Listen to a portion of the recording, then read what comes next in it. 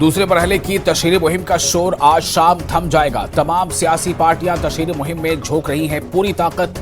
26 अप्रैल को 13 रियासतों और मरकज के ज़ेर इंतजाम इलाकों की 89 सीटों पर डाले जाएंगे वोट। जम्मू रियासी लोकसभा सीट पर भी होगी पोलिंग।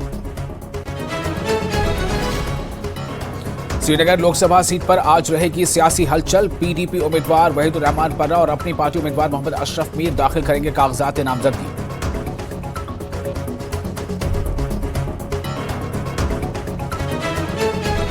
तशहीरी मुहिम में कदावर लीडरान सरगर्म। देवसर कुलगाम में महबूबा मुफ्ती जबकि डीपीएपी सरबराह गुलाम नबी आजाद आज एक्शन में नजर आएंगे।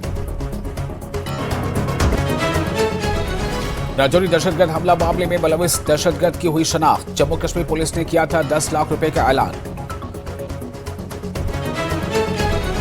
एडीजीपी ने राजौरी में सिक्योरिटी सूरत हाल का लिया जायजा। एडीजीपी ने जायजा मीटिंग की। एडीजीपी को सलामती इंतजाम के बारे में मीटिंग में जानकारी दी गई। जोजिला पास पर पानी माता के इलाके में बर्फ के तोड़ी गिरने से फंस गई एम्बुलेंस में मौजूद हामला खातून को बीआरओ ट्रैफिक पुलिस ने अस्पताल पहुंचाया।